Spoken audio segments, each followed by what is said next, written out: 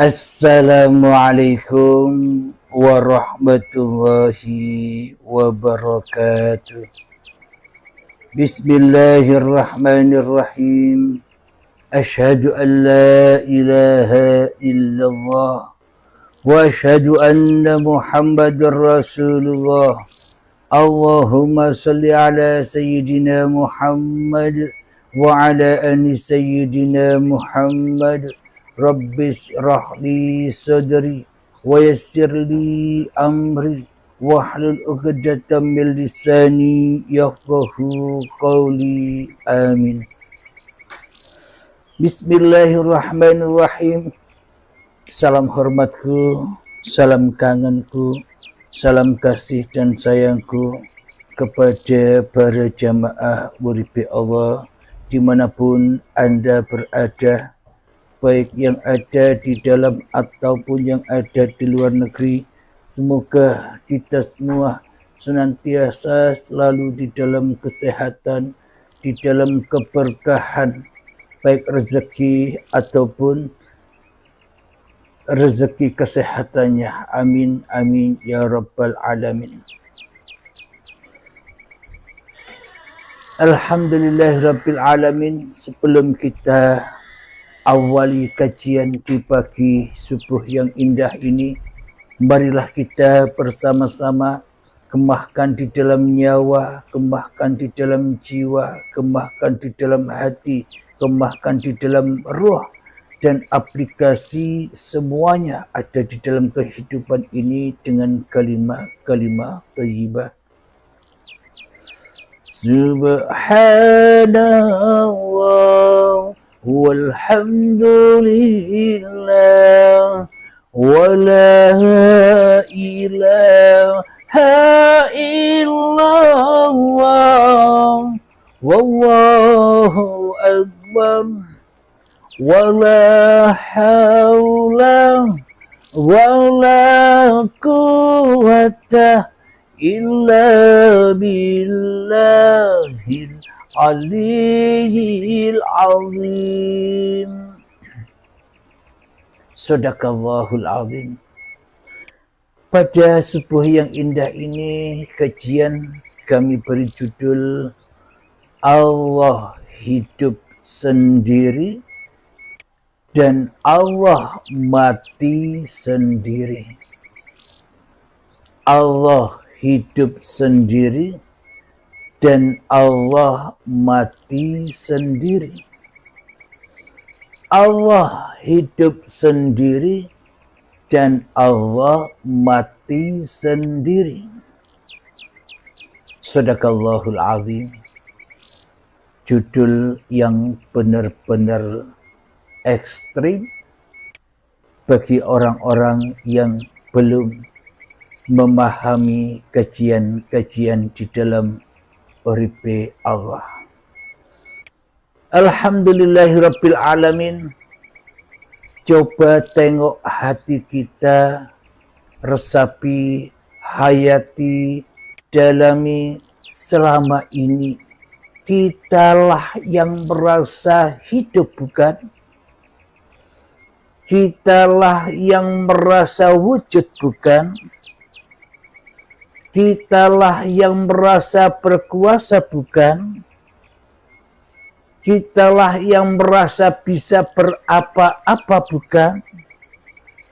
Dan kitalah yang merasa bisa ngaku-ngaku sebagai siapa-siapa, bukan?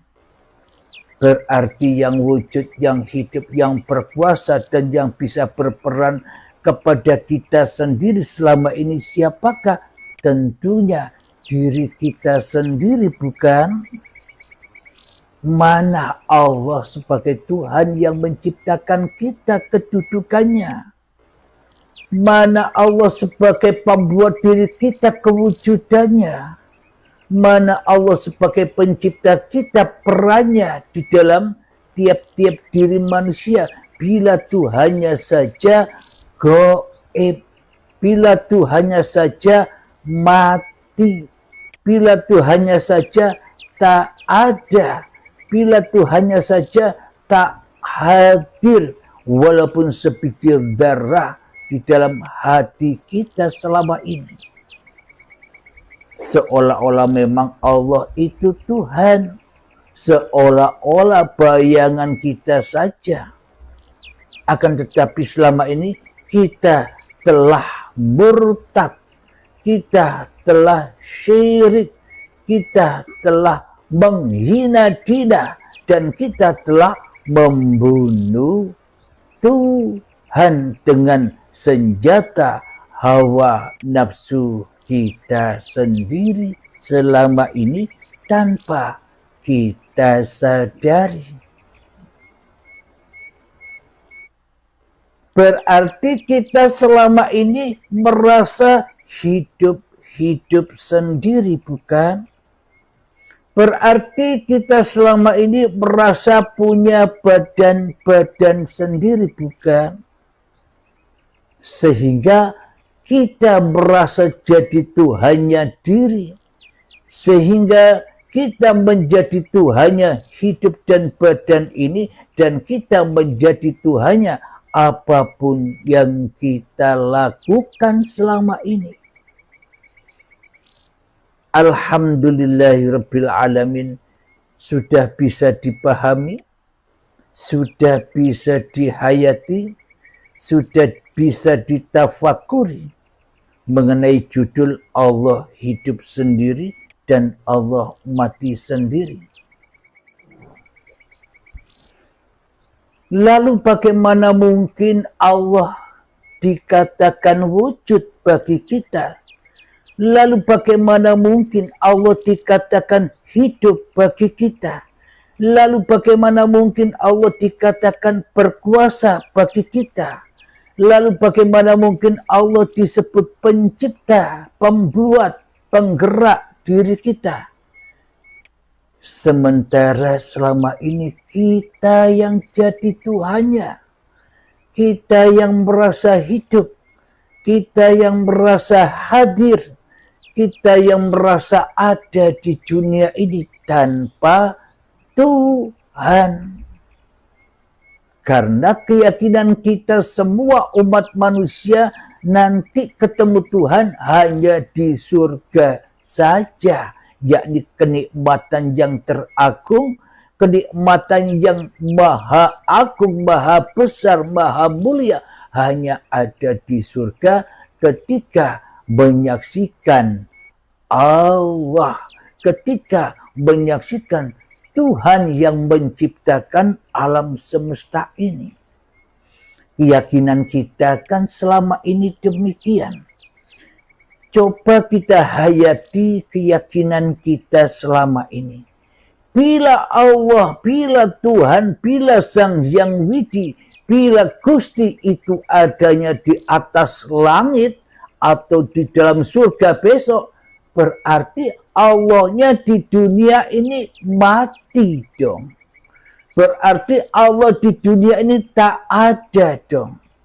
Berarti Allah di dunia ini tak bisa ngapa-ngapain dong. Bagaimana mungkin kita bisa menyembah yang tak ada? Bagaimana mungkin kita bisa menyembah yang tak wujud? Tentunya yang kita sembah, tentunya yang kita abdi, tentunya yang kita jadikan pemimpin selama ini ya yang wujud, bukan? Yakni hawa nafsu kita sendirilah yang kita jadikan pemimpin hati kita. Itulah aplikasi dari iblis dan setan yang nyata bagi kita, yang selama ini kita silau menghadapi musuh dijadikan Tuhan dan Tuhan dijadikan musuh. Inilah yang dimaksud Allah hidup sendiri, Allah mati sendiri. Jadi hati kita pun prakteknya demikian tanpa kita sadari selama ini. Karena kita beragama, karena kita bertuhan ala iblis, ala setan, ala kafirin, ala musyrikin, ala orang-orang yang mensekutukan dirinya dengan Tuhannya. Seolah-olah kita yang jadi Tuhan, seolah-olah kita yang jadi raja, seolah-olah kita yang jadi pemimpin, otomatis Allahnya mati. Hanya kita yang hidup sendirian di dada kita. Qiyamuhu binafsihi, tapi qiyamuhu binafsihi, sifatnya Allah telah kita rampas semua selama ini. Seluruh sifat-sifat Allah itu sudah kita akui sebagai sifat diri manusia kita selama ini. Itulah bukti yang nyata, yang jelas bahwa Allah mati sendiri. Yang hidup hanyalah diri kita, yang hidup hanyalah hawa nafsu kita, yang berkuasa hanyalah iblis dan setan yang merusak dunia ini. Inilah Dajjal itu, inilah setan itu.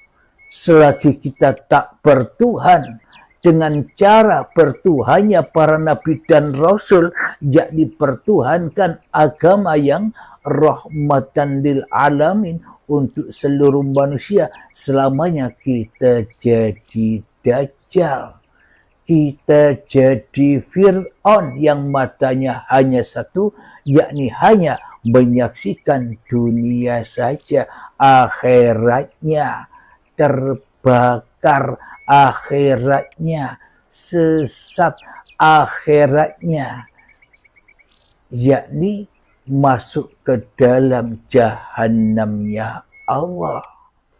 Ending dari apa yang kita perbuat selama ini jahanam, bukan surga, bukan ketenangan, bukan lillah, akan tetapi ending seluruh perjalanan kita di dalam kehidupan ini, mulai akil balik tiba hingga setua ini, endingnya seluruhnya kepada neraka, kepada Dajjal. Setor ibadahnya, setor kehidupannya, setor apa yang dilakukannya kepada Dajjal, kepada hawa nafsunya, kepada iblis dan setannya, maka terbakarlah, maka dimakanlah apapun yang dimilikinya.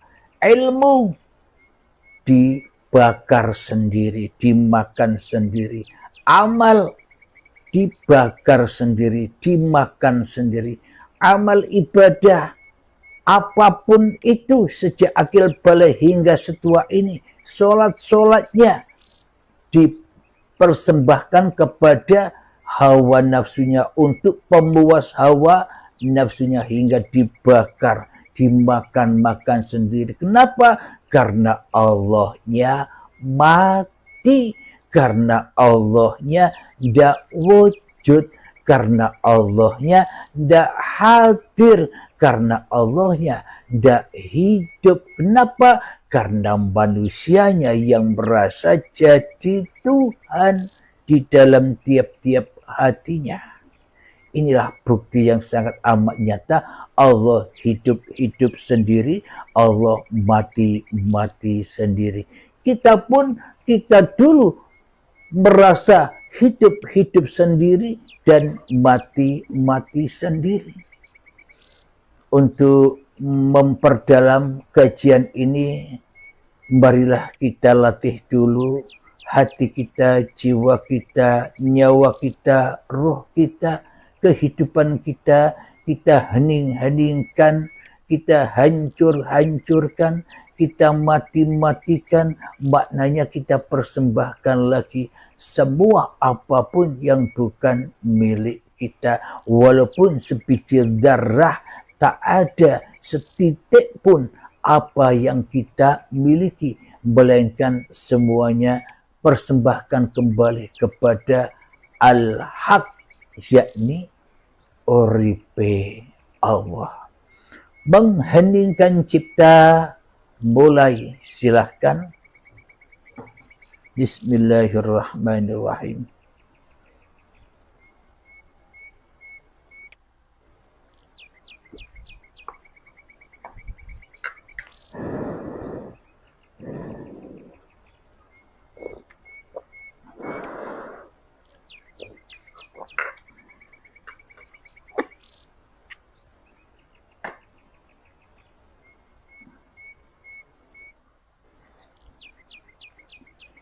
mengheningkan cipta selesai. Alhamdulillahirabbil alamin. Mari sahabat kita buka Al-Qur'annya di dalam surat Al-Mu'minun ayat yang ke-8.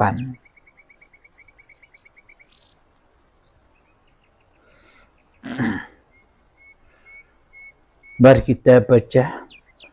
A'udzu billahi minasy syaithanir rajim. Bismillahirrahmanirrahim.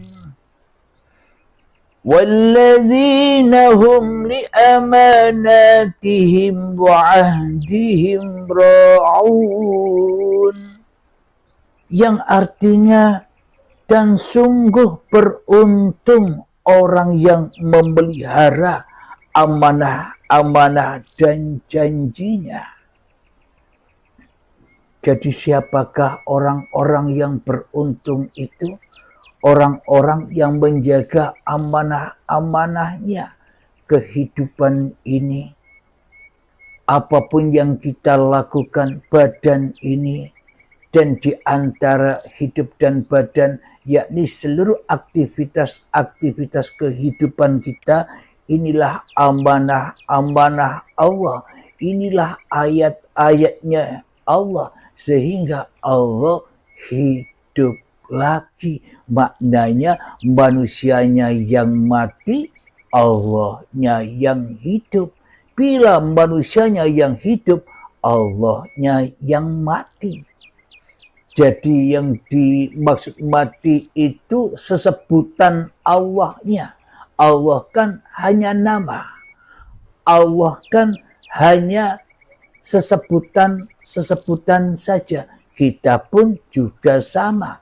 Kita pun juga nama. Abdul Halim nama. Kita pun juga sesebutan yang disebutkan uripe Allah saja.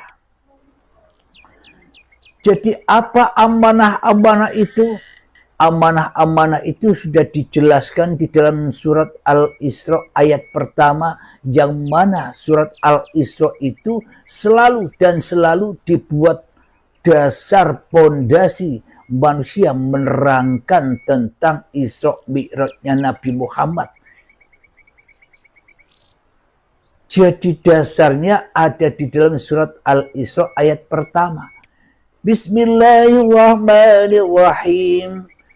Subhanalladzi asra bi'abdihi laylan minal masjidil harami ilal masjidil aqsa alladzi barakna haulahu linuriyahu min ayatina. Jadi Allah bukan memperjalankan Muhammad bin Abdullah saja, tapi Allah Sang Pencipta menciptakan seluruh manusia dan memperjalankan seluruh manusia. Apa buktinya? Subhanalladzi asra bi'abdihi. Nah, dengan hamba-hambanya. Bukan subhanalladzi asra bi Muhammadin bin Abdullah. Ayatnya kan tidak demikian. Maka kita selama ini selalu mendengar yang satu. Kita tidak mendengarkan yang banyak. Sehingga yang banyak, yakni abdun, seluruh manusia, kembali kepada yang satu, yakni kembali kepada Muhammad Rasulullah. Sehingga kita dirasuli oleh Allah. Dan sehingga kita tak mampu dirasuli oleh hawa nafsu lagi. Tak dirasuli oleh iblis dan syaitan lagi. Karena sudah Isra Mi'raj kepada Tuhannya. Untuk apa semua ini terjadi? Hanyalah untuk haulahu linuriyahu min ayatina. Supaya kita dapat menyaksikan seluruh ayat-ayat Allah. Karena inilah amanah-amanah Tuhan. Jadi cocoklah dan sesungguhnya beruntung orang-orang yang memelihara amanah-amanah dan janjinya. Kata Allah, dawuh Allah, alastu birabbikum, apakah aku ini Tuhanmu? Kata seluruh manusia, qalu bala syahidna, iya engkaulah Tuhanku. Kapan itu terjadi? Itu bukan dulu. Itu bukan ketika kita tidak ada. Kita harus merasakan itu. Kita harus meraih itu saat ini. Saat hidup ini. Sama ketika kita ditanya, wahai Halim, marrabbuka. Ketika aku duduk ditanya, Halim, marrabbuka, siapakah Tuhanmu? Siapakah yang mendudukkanmu? Saya selama ini tak bisa menjawab. Yang ada di dalam hatiku, jawabannya hanyalah Halim yang bisa duduk, Halim yang bisa hidup, Halim yang bisa ngapa-ngapain. Allah, Tuhan mati. Allah, Tuhan goib. Allah, Tuhan tak ada. Yang ada, yang wujud, yang nyata hanyalah diri Abdul Halimku sendiri. Inilah kita selama ini, kita tidak amanah kepada amanah-amanah yang kita emban. Kita tidak amanah kepada ayat-ayatnya Allah. Kenapa? Karena kita yang jadi Allah selama ini, karena kita yang jadi Tuhan selama ini, tanpa kita sadari. Itulah kesyirikan yang nyata, itulah kesyirikan yang akbar, itulah kesyirikan yang tak bisa diampuni oleh Allah. Kenapa? Kita milih sendiri kita yang jadi Tuhan. Bagaimana mungkin Allah mengampuni kita, sementara di dalam hati kita, kita kekeh. Hanya kita yang wujud, Allahnya goib. Bagaimana mungkin Allah bisa mengampuni kita, sementara kita tak mentuhankan Allah? Bagaimana mungkin kita dapat ampunan dan surga Allah, sementara kita, keyakinan kita, iman kita hanya kepada hawa nafsu, iblis dan setan, serta dajjal laknatullah. Kita rela, ridho masuk surganya Dajjal, yakni kesibukan-kesibukan, yakni kita dipanas-panasi selalu oleh kepentingan-kepentingan, oleh urusan-urusan dunia saja. Silakan dilogikakan sendiri dalam tiap-tiap hati kita, termasuk saya sendiri. Saya juga belajar sama dengan Anda sekalian. Belajar kepada paparan-paparan uripe Allah. Anda tidak tahu, setelah ngaji begini, saya dengarkan sendiri apa yang dikaji. Kenapa? Karena ketika mengaji, saya tidak menyadari apa yang saya sampaikan. Jadi saya dengar-dengar sendiri, sama seperti Anda, sama menjadi pendengar uripe Allah.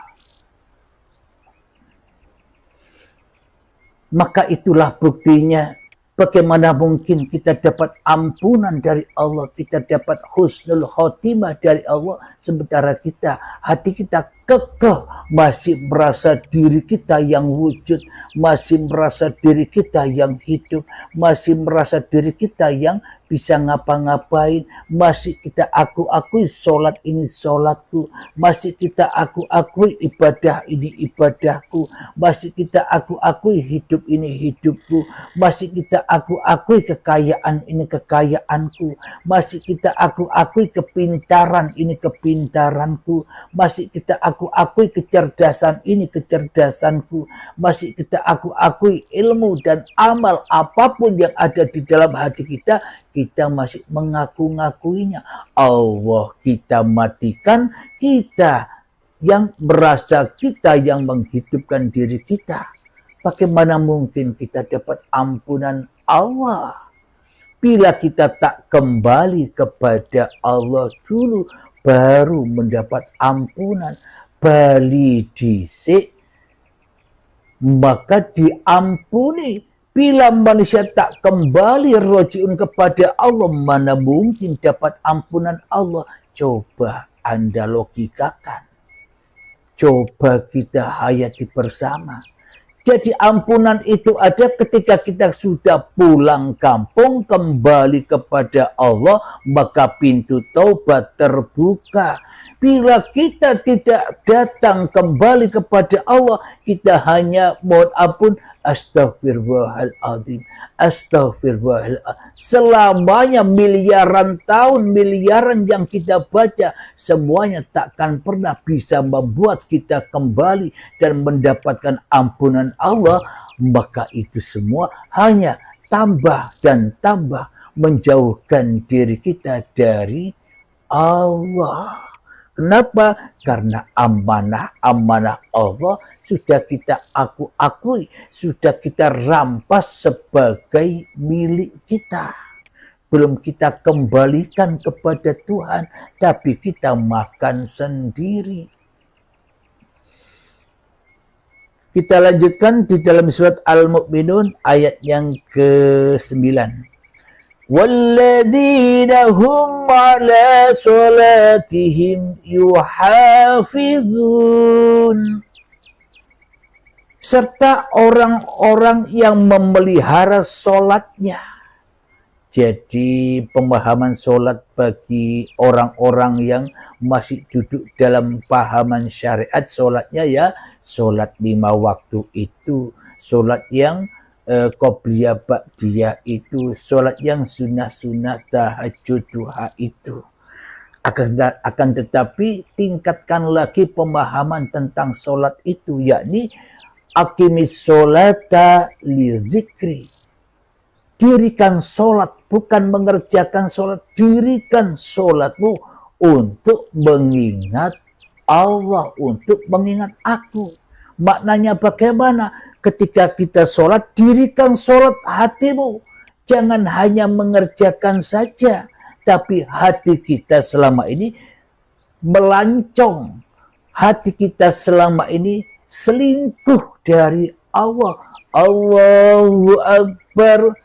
Kita yang membesarkan diri kita sendiri, kemudian kita dijemput iblis dan setan, disebut dajjal untuk diperlihatkan surga-surganya. Larilah hati ini kepada dunia. Akhirnya kita dikatakan mati sholatnya, yang tidak berguna.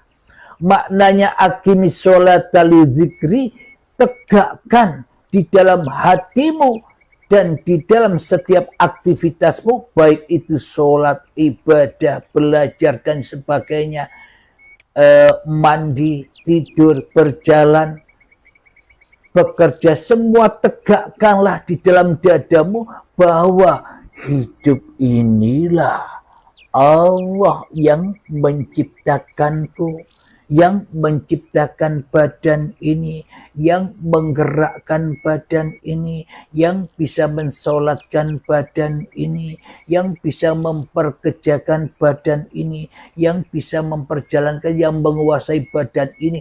Inilah yang dimaksud solat itu. Solat di dalam solat.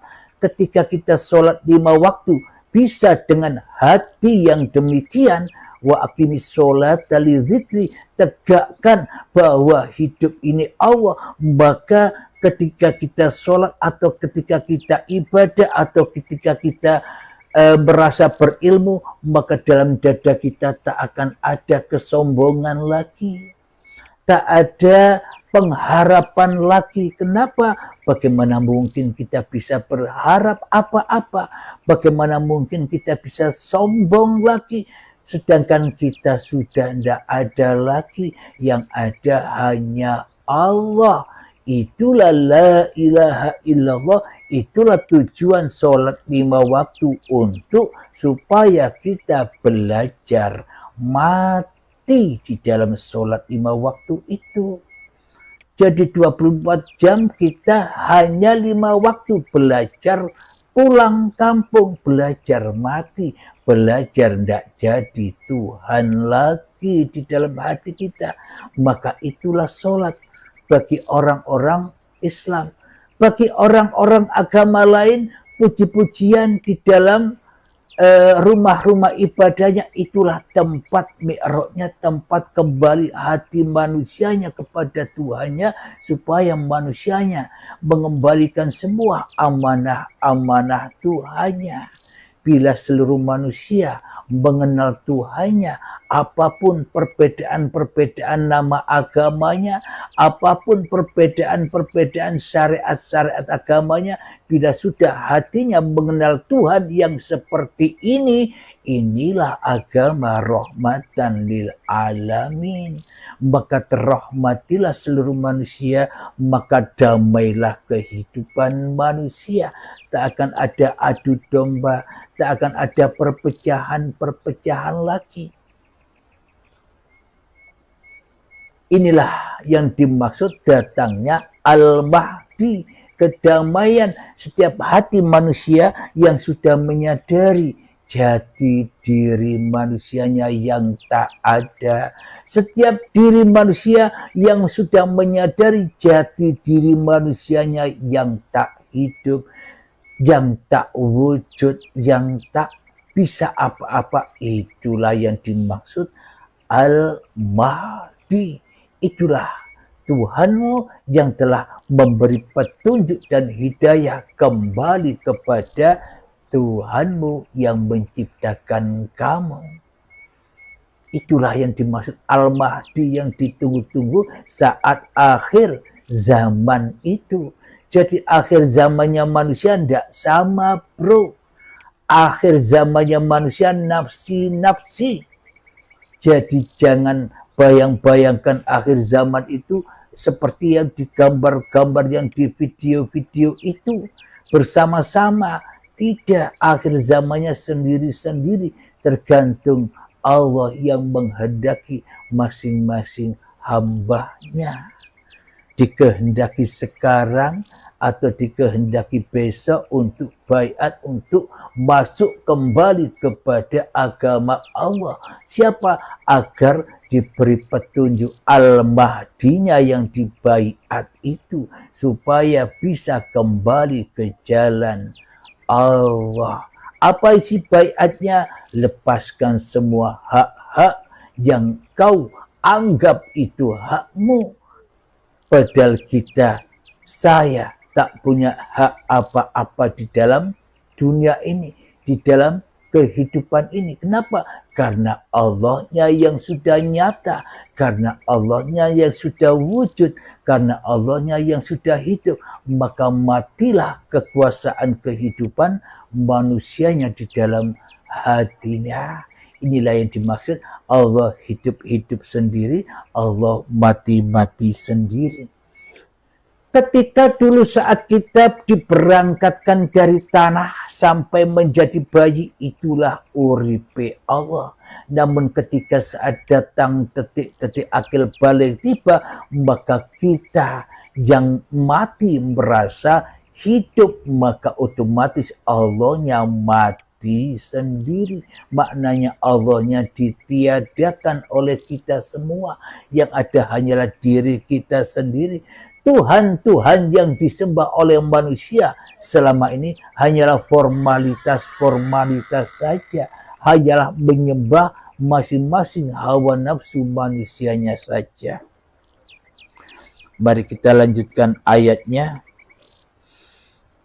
Surat Al-Mu'minun yang ke-9.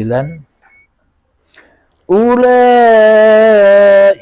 humul warisun.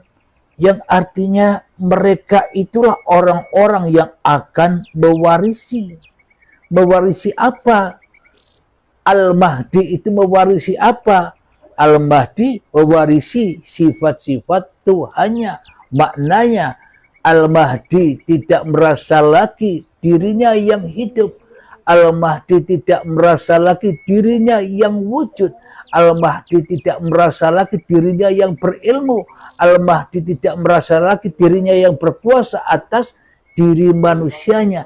Hanyalah Allah yang mewarisi itu semua. Maknanya warisan seluruh manusia, bukan kembali kepada manusia, akan tetapi warisan manusia kembali kepada yang menciptakan manusia, yakni uripe Allah. Ayat yang ke-10, alladzina yarithunal firdaus hum fiha khalidun. Apa yang kita warisi, apa yang Al-Mahdi warisi dari Tuhannya, yakni yang akan mewarisi surga Firdaus, mereka kekal di dalamnya.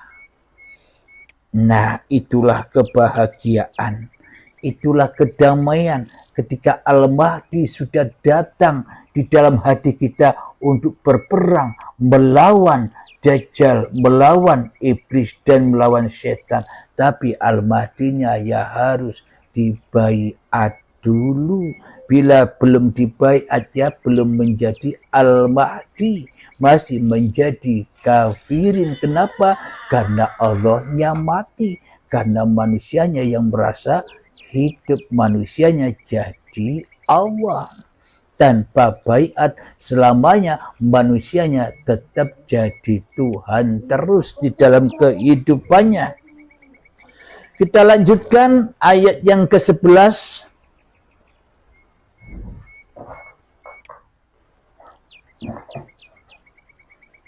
Ayat yang ke-12. Walaqad khalaqnal insana وَلَقَدْ خَلَقْنَا الْإِنسَانَ مِنْ سُلَالَةٍ مِنْ طِينٍ. Dan sungguh kami telah menciptakan manusia dari saripati berasal dari tanah. Jadi Al-Mahdi itu sadar bahwa dirinya tanah, bahwa dirinya tidak hidup, bahwa dirinya tidak ada. Itulah Al-Mahdi yang kita tunggu-tunggu bersama. Di mana? Di dalam tiap-tiap hati manusianya. Alhamdulillahirabbil alamin. Semoga saya khususnya dan semoga kita semua dipahamkan oleh Allah Subhanahu wa taala. Amin ya rabbal alamin.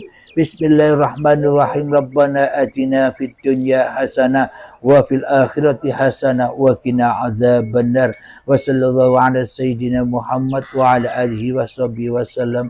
Walhamdulillahi rabbil alamin. Akhirul kalam. Assalamualaikum warahmatullahi wabarakatuh.